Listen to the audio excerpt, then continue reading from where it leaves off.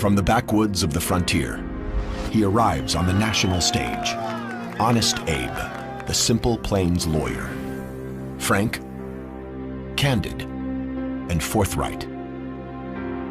This is the Lincoln we know, but it's not the whole truth.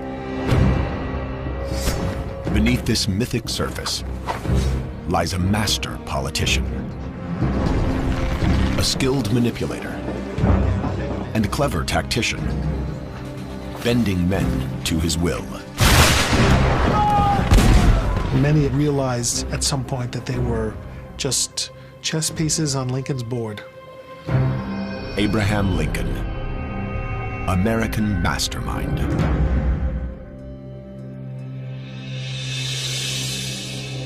Every American schoolchild knows his image.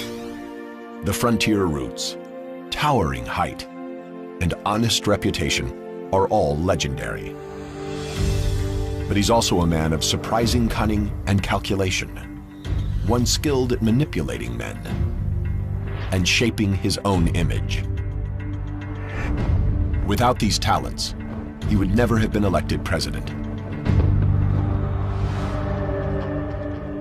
Winter, 1860. Lincoln is a prominent lawyer in the town of Springfield, Illinois. He holds no political office, yet audaciously seeks the biggest prize of all, the White House. Gaining his party's nomination won't be easy. Compared to his rivals, he's seen as a political featherweight. And Lincoln knows that image is everything. And it won't go away. As the clerk of a troubled store, he earned the nickname Honest Abe by repaying his creditors instead of hiding from them. Now, he cleverly exploits this reputation by presenting himself as a simple man of integrity. Songs are even composed praising his honesty. Though the image was built on truth, it was by no means the whole truth. I guarantee you, those who knew Lincoln best never called him Honest Abe or Old Abe. So Lincoln was a very shrewd manufacturer of his public image. People knew Lincoln as a small-town lawyer, but in his youth, he'd occasionally split a fence rail or two. How do you package someone like that? Well, you package him by going back to his roots on the farm and asserting that Abe Lincoln is simply a good-hearted man straight from the land, a rail splitter. Which was a much more politically potent image than Lincoln the railroad lawyer, which is in fact how he'd made his living. To drive home the point, his supporters drag fence rails into the convention hall. Even though Lincoln finds the image undignified, he plays along. The Republican Party prints thousands of rail splitter leaflets and distributes them throughout the country. Lincoln becomes a household name. Lincoln had an instinctive grasp of how to sell himself, and it was something that evolved and grew and became more sophisticated as Lincoln himself did. Lincoln's powers of manipulation are evident early in his life. He first learns to influence people as a young man on the frontier. At age 22, he leaves his family's remote cabin for the town of New Salem, Illinois. Here, he faces a tough crowd. The Clary's Grove boys in New Salem were the local ruffians. They were up to all kinds of mischief. They were the hellraisers of the frontier. The bullies of New Salem see a chance to humiliate the newcomer. So they challenge Lincoln to a wrestling match.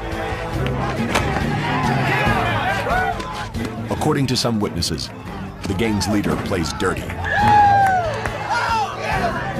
But Lincoln doesn't give up.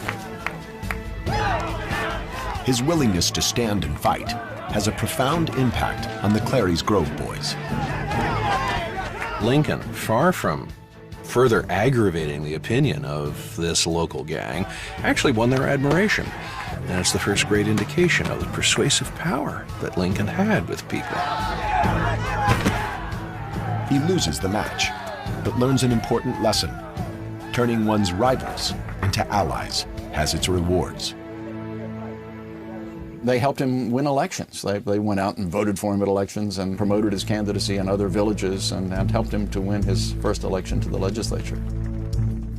In 1837, at age 28, he first arrives in Springfield, Illinois, and casts his spell over voters and juries alike. But the younger Lincoln doesn't limit himself to the high-minded rhetoric that will make him famous. He excelled at slicing up his political opponents with sarcasm.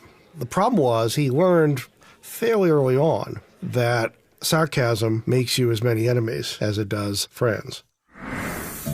Lincoln's sharp wit eventually gets him into trouble.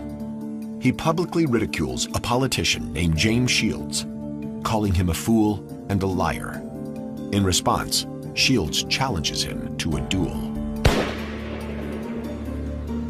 Lincoln will not be dubbed a coward, but he faces a real threat to his life.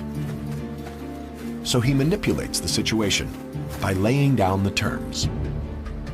For their weapons, Lincoln skips the customary pistols and instead chooses swords. The reason soon becomes clear. Before the duel began, Lincoln emphasized his long reach by taking his saber, his sword, reaching up and slicing off a branch of a willow tree above him and giving Shields an idea of how long his arms were and what he might do to him in the course of the duel. Lincoln also demands they place a board between them that neither can cross. This gives Lincoln, with his long limbs, a natural advantage. The two men soon reach a peaceful agreement, and the duel is called off.